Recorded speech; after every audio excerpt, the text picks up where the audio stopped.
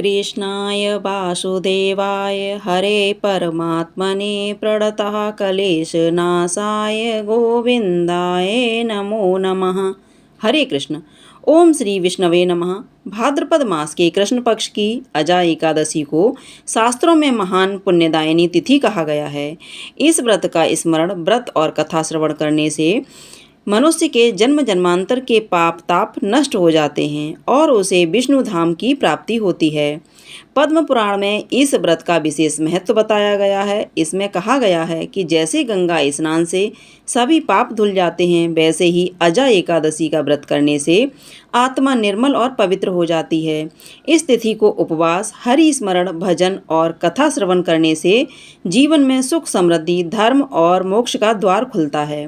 प्रिय श्रोताओं, आज हम आपको इसी पावन अजा एकादशी की दिव्य कथा सुनाने जा रहे हैं, जिसका श्रवण करने से न केवल पुण्य की प्राप्ति होती है, बल्कि भगवान की कृपा से हर दुख और संकट का भी नाश होता है।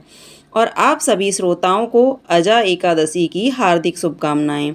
इस बार अजा एकादशी का व्रत 19 अगस्त दिन मंगलवार को रखा जाएगा और एकादशी के दिन भक्त पूरा दिन उपवास रखकर अगले दिन व्रत का संकल्प पारण करते हैं, यानी उपवास खोलते हैं, जो कि इस बार 20 अगस्त दिन बुधवार को सुबह 5:53 से लेकर 8:29 के बीच में खोला जाएगा। अब सुनिए अजा एकादशी की कथा और उसके बाद हम सभी अपने पापों से मुक्ति पाने के लिए पाप नाशन स्तोत्र का पाठ भी करेंगे। अजा एकादशी का मातम्य भगवान श्री कृष्ण ने धर्मराज युधिष्ठिर को बताया था। एक बार धर्मराज युधिष्ठिर कहने लगे कि हे भगवान, हे पुंडरीकाक्ष, मैंने श्रावण शुक्ल एकादशी अर्थात पुत्रदा एकादशी का सविस्तार वर्णन आपके श्रीमुख से सुना। अब कृपा करके मुझे भाद्रपद मास के कृष्ण पक्ष की एकादशी के विषय में भी बतलाइए। इस एकादशी का क्या नाम है और इसके व्रत का क्या विधान है? प्रभु, इसका व्रत करने से किस फल की प्राप्ति होती है? तब भगवान कृष्ण ने कहा, युधिष्ठिर, भाद्रपद माह के कृष्ण पक्ष की एकादशी को अजा एकादशी कहते हैं। इसका व्रत करने से सभी पाप नष्ट हो जाते हैं। यह लोक और परलोक में मदद करने वाली इस एकादशी व्रत के समान संसार में कोई दूसरा व्रत नहीं है। हे युधिष्ठिर, इस एकादशी से संबंधित जो कथा प्रचलित है, अब मैं उसे तुम्हें सुनाता हूँ, श्रद्धा पूर्वक श्रवण करो। बहुत समय पहले एक दानी और सत्यवादी राजा हरिश्चंद्र हुए। राजा हरिश्चंद्र इतने प्रसिद्ध सत्यवादी और धर्मात्मा थे कि उनकी कीर्ति से देवताओं के राजा इंद्र को भी ईर्ष्या होने लगी। तब देवराज इंद्र ने महर्षि विश्वामित्र को राजा हरिश्चंद्र की परीक्षा लेने के लिए उकसाया। इंद्र के कहने से महर्षि विश्वामित्र जी ने राजा हरिश्चंद्र को योग बल से ऐसा स्वप्न दिखाया कि राजा स्वप्न में ऋषि को सब राज्य दान कर रहे हैं। दूसरे दिन महर्षि विश्वामित्र अयोध्या आए और अपना राज्य मांगने लगे। स्वप्न में किए गए दान को भी राजा ने स्वीकार कर लिया और विश्वामित्र जी को सारा राजपाट दे दिया। अब अयोध्या से जब राजा हरिश्चंद्र चलने लगे, तब मुनि विश्वामित्र जी ने कहा कि राजन, जप तप दान दक्षिणा बिना दिए सफल नहीं होते। राजपाट तो तुम पहले ही सौंप चुके हो, अब दक्षिणा कैसे दोगे? तब महाराज हरिश्चंद्र ने महर्ष विश्वामित्र से दक्षिणा लेने के लिए 1 माह का समय लिया और वे काशी आ गए। काशी में आकर उन्होंने पहले अपनी पत्नी रानी को एक ब्राह्मण के हाथ बेच दिया। राजकुमार रोहितास छोटा बालक था। प्रार्थना करने पर ब्राह्मण ने उसे अपनी माता के साथ रहने की आज्ञा दे दी और स्वयं अपने आप को राजा हरिश्चंद्र ने एक चांडाल के हाथों बेच दिया। इस प्रकार राजा हरिश्चंद्र ने ऋषि विश्वामित्र को 1000 मोहरें दक्षिणा में दे दी। अब महारानी ब्राह्मण के घर में दासी का काम करने लगी। चांडाल के सेवक होकर राजा हरिश्चंद्र शमशान घाट की चौकीदारी करने लगे। राजा हरिश्चंद्र शमशान में मृतकों के परिजनों से दाह संस्कार के बदले कर वसूली लेने का काम करते थे। कई बार उनके सामने धर्म संकट की स्थिति भी बनी, लेकिन वे सत्य और कर्तव्य के मार्ग से बिल्कुल भी विचलित नहीं हुए। फिर एक दिन शमशान भूमि की तरफ गौतम ऋषि आ गए। राजा ने ऋषि को प्रणाम किया। गौतम ऋषि ने कहा कि राजन, किसी पूर्व जन्म के पाप के कारण आपकी यह दशा हुई है। यदि तुम भाद्रपद कृष्ण पक्ष की एकादशी का व्रत करो और अजा एकादशी व्रत की कथा सुनो, तो तुम्हारा इस स्थिति से उद्धार हो जाएगा। राजा ने ऋषि की बात मानी और अजा एकादशी का व्रत करने लगे। एक दिन राजकुमार और रोहितास ब्राह्मण की पूजा के लिए फूल चुन रहा था। उसे एक सांप ने डस लिया। सांप का विष झटपट राजकुमार के शरीर में फैल गया और राजकुमार रोहितास धरती पर गिर पड़ा।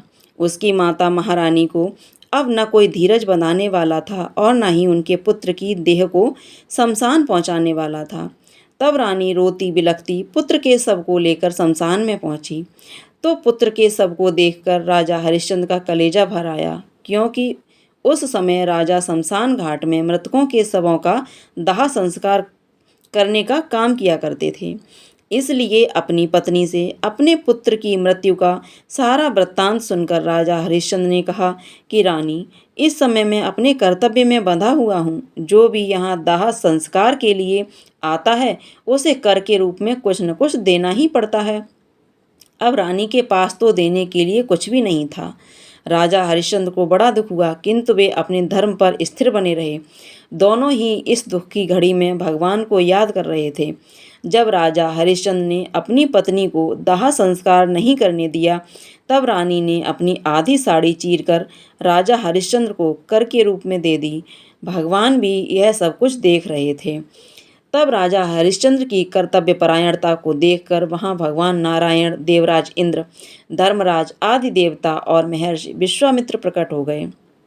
उन्होंने उनके मृत पुत्र को फिर से जीवित कर दिया और राजा हरिश्चंद्र को उनका खोया हुआ राजपाट भी वापस कर दिया।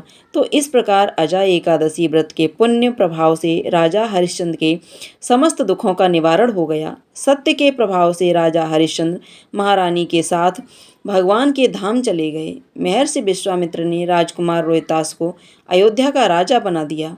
भगवान श्री कृष्ण कहते हैं, हे राजन, यह सब अजा एकादशी के प्रभाव से ही हुआ है। इसलिए जो मनुष्य यत्न के साथ विधि पूर्वक इस व्रत को करते हुए रात्रि जागरण करते हैं, उनके समस्त पाप नष्ट होकर अंत में वे स्वर्ग लोक को प्राप्त होते हैं।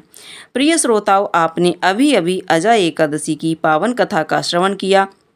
जिस प्रकार इस व्रत के प्रभाव से राजा हरिश्चंद्र ने अपना खोया हुआ राज्य, पत्नी और पुण्य पुत्र प्राप्त किया और उनके सारे दुख दूर हुए, उसी प्रकार जो भी भक्त श्रद्धा और नियम पूर्वक इस व्रत का पालन करता है, उसके जीवन से पाप, संकट और दुखों का नाश होकर सुख, समृद्धि और मोक्ष का मार्ग प्रशस्त होता है।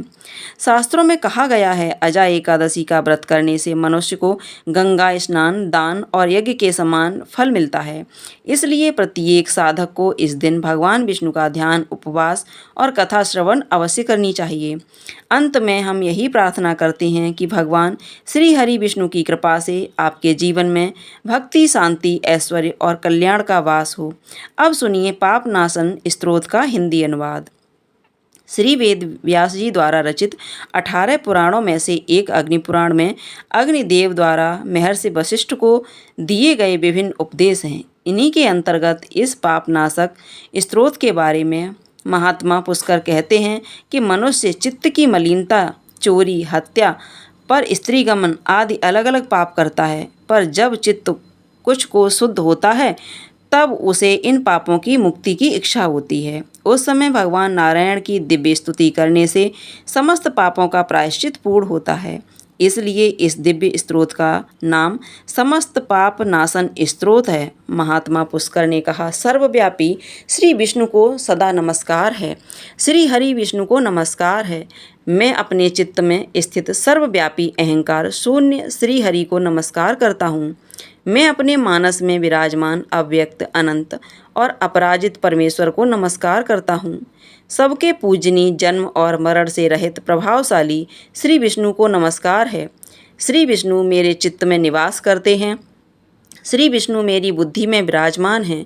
श्री विष्णु मुझ में भी स्थित हैं। वे श्री विष्णु की चराचर प्राणियों के कर्मों के रूप में स्थित हैं। उनके चिंतन से मेरे पाप का विनाश हो। जो ध्यान करने पर पापों का हरण कर लेते हैं और भावना करने से प्रसन्न में दर्शन देते हैं। इंद्र के अनुज शरणागतों का दुख दूर करने वाले उन पाप पहाड़ श्री विष्णु को नमस्कार करता हूँ। मैं इस निराधार जगत में अज्ञान अंधकार में डूबे हुए को हाथ का सहारा देने वाले परमात्मा स्वरूप श्री विष्णु के सम्मुख नतमस्तक होता हूँ।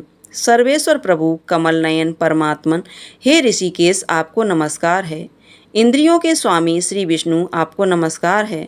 नरसिंह अनंत स्वरूप गोविंद समस्त भूत प्राणियों की सृष्टि करने वाले केशव, मेरे द्वारा जो दुर्वचन कहा गया हो अथवा पाप पूर्ण चिंतन किया गया हो, मेरे उस पाप का नाश कीजिए। आपको नमस्कार है केशव। अपने मन में बस में होकर मैंने जो न करने योग्य अत्यंत उग्र पाप पूर्ण चिंतन किया है उसे शांत कीजिए। परमार्थ परायण ब्राह्मण प्रिय गोविंद, अपनी मर्यादा से कभी चित्त न होने वाले जगन्नाथ, जगत का भ्रमण पोषण करने वाले देवेश्वर, मेरे पाप का विनाश कीजिए। मैंने मध्याह्न, अपराह्न, सायंकाल और रात्रि के समय जानते हुए अथवा अनजाने शरीर, मन एवं वाणी के द्वारा जो पाप किया हो, ऋषिकेश माधव, आपके इन तीनों नामों के उच्चारण से मेरे वे सब पाप क्षीण हो जाएं। हे कमल नयन लक्ष्मीपति, इंद्रियों के स्वामी माधव, आज आप मेरे शरीर एवं वाणी द्वारा किए हुए पापों का हनन कीजिए। आज मैंने खाते, सोते, खड़े, चलते अथवा जागते हुए मन, वचन और शरीर से जो भी नीच योनि और नरक की प्राप्ति करने वाले सूक्ष्म अथवा स्थूल पाप किए हों, हे भगवान वासुदेव के नामों से वे सब नष्ट हो जाएं। जो परब्रह्म, परम धाम और परम पवित्र हैं, उन श्री विष्णु के संकीर्तन से मेरे पाप लुप्त हो जाएं। जिसको प्राप्त होकर ज्ञानी जन पुनः लौट कर नहीं आते, जो गंध स्पर्श आदि तन मात्राओं से रहित हैं। श्री विष्णु का वह परम पद मेरे संपूर्ण पापों का समन करे। जो मनुष्य पापों का विनाश करने वाले इस स्तोत्र का पठन अथवा श्रवण करता है, वह शरीर, मन और वाणी जनित समस्त पापों से मुक्त हो जाता है और समस्त पाप ग्रहों से मुक्त होकर श्री विष्णु के परम पद को प्राप्त होता है। इसलिए किसी भी पाप के हो जाने पर इस स्तोत्र का जप करें। यह स्तोत्र पाप समूह के प्रायश्चित के समान है। यह था पापनाशन स्तोत्र का हिंदी अनुवाद। अब सुनिए एकादशी व्रत को पूर्ण करने वाली तुलसी माता की कथा। एक बार एक बूढ़ी माई थी जो नियमित 11 माता की यानी एकादशी का उपवास रखा करती थी और तुलसी के पौधे की सेवा किया करती थी। तुलसी के पौधे को सींचा करती थी। वे सुबह को बिना तुलसी के पौधे की पूजा किए अन्न या जल तक ग्रहण नहीं करती थी। जब भी वह बूढ़ी माई तुलसी के पौधे को सींचती तो तुलसी माता से कहती, हे तुलसी माता, सत की दाता, मैं तेरा विरला सींचती हूँ, मुझे बहू दे, पीले रंग की धोती दे, मीठा मीठा ग्रास दे, वैकुंठ में बास दे, अच्छी मौत दे, चंदन का काठ दे, अच्छा राज दे, खाने को दाल भात दे और 11 के दिन कृष्ण का कांधा दे। बूढ़ी माई की यह बात सुनकर तुलसी माता सूखने लगी। तुलसी माता को इस प्रकार सूखता देखकर एक दिन भगवान कृष्ण ने पूछा, हे तुलसी, तुम दिन प्रतिदिन क्यों सूखती जा रही हो? तब तुलसी माता ने कहा कि बस मेरे मन की मत पूछो प्रभु। भगवान कहने लगे, मैं नहीं पूछूंगा तो कौन पूछेगा? तब तुलसी माता कहने लगी कि हे प्रभु, एक बूढ़ी माई आती है और अपनी बात कहकर चली जाती है। मैं उनकी सारी बातें तो पूरी कर दूंगी, लेकिन कृष्ण का कांधा कहाँ से लाऊंगी? तब भगवान श्री कृष्ण बोले कि वह बूढ़ी माई मरेगी तो मैं अपने आप ही कांधा देने आ जाऊंगा। तुम बूढ़ी माई से यह बात कह देना। और इसके कुछ समय बाद ही वह बूढ़ी माई मर गई। बूढ़ी माई के मरने पर सारा गांव इकट्ठा हो गया और उनका अंतिम समय आने पर जब उन्हें उठाने लगे तो वह बूढ़ी माई बहुत भारी हो गई, जिससे वो किसी से उठाए न उठ सकी। सभी कहने लगे, यह तो बहुत धर्मात्मा थी, बहुत संस्कारी थी, खूब पूजा पाठ करती थी, कोई पाप तक इन्होंने नहीं किया, फिर यह इतनी भारी कैसे हो गई? तभी बूढ़े ब्राह्मण के वेश में वहाँ भगवान श्री कृष्ण आए और कहने लगे कि भीड़ कैसी है? तब गांव वाले बोले कि एक बूढ़ी माई मर गई है और आज अजा एकादशी का दिन है। वो इतनी पापिनी थी कि उसकी अर्थी उठाए नहीं उठ रही है। यह तो बहुत भारी हो गई है। भगवान बोले कि मुझे इनके कान में कुछ कह लेने दो, फिर यह उठ जाएगी। तब भगवान श्री कृष्ण बूढ़ी माई के पास गए और चुपके से उनके कान में कहा, हे बूढ़ी माई, तू अपने मन की कर ले, पीताम्बर की धोती ले, मीठा मीठा ग्रास ले, बैकुंठ में बास ले, चटक की चाल ले, चंदन का काठ ले, झालर की झनकार ले, दाल भात को जीम और श्री कृष्ण का कांधा ले। भगवान की सारी बातें सुनकर बूढ़ी माई तो हल्की हो गई और तब भगवान कृष्ण उन्हें अपने कंधे पर लेकर गए। इस प्रकार बूढ़ी माई को मुक्ति मिल गई और वह बैकुंठ लोक को चली गई। हे तुलसी माता, जैसे आपने उन बूढ़ी माई को मुक्ति दी, ऐसे ही सभी को मुक्ति देना। जैसे भगवान कृष्ण ने उन्हें कांधा दिया, वैसे ही हम सबको भी देना। प्रेम से बोलिए श्री कृष्ण भगवान की जय, तुलसी माता की जय। तुलसी महारानी नमो नमो, हर की पटरानी नमो नमो, तुलसी महारानी नमो नमो। धन तुलसी पूर्ण तप कीनो, सालिग्राम बने पटरानी नमो नमो, तुलसी महारानी नमो नमो, हर की पटरानी नमो नमो। जाके पत्र मंजरी कोमल, श्रीपति कमल चरण लपटानी नमो नमो, तुलसा महारानी नमो नमो, हर की पटरानी नमो नमो। कौन महीने बोई रानी तुलसी, कौन महीने हुई हरियाली नमो नमो, तुलसी महारानी नमो नमो, हर की पटरानी नमो नमो।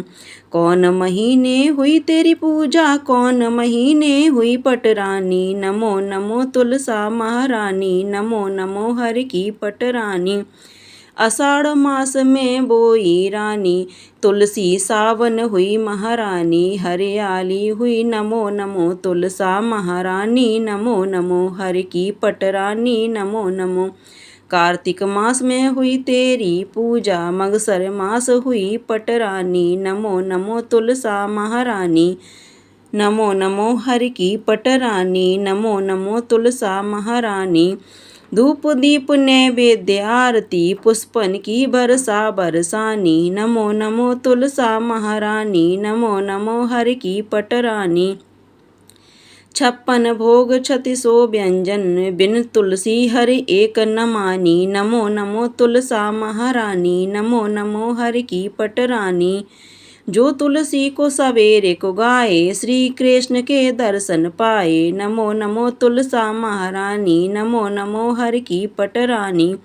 जो तुलसी को दोपहर को गाए, खीर खाड़ का भोग लगाए नमो नमो, तुलसा महारानी नमो नमो, हर की पटरानी। जो तुलसी को सांझ को धाए, श्री कृष्ण की आरती उतारे नमो नमो, तुलसा महारानी नमो नमो, हर की पटरानी। जो तुलसी को रात को गाए, श्री कृष्ण के चरण दबाए नमो नमो, तुलसा महारानी नमो नमो, हर की पटरानी। सब सखी मैया तेरो यश गावे, भक्ति दान की दी महारानी नमो नमो, तुलसा महारानी नमो नमो, हर की पटरानी। नमो नमो, तुलसा महारानी नमो नमो, हर की पटरानी।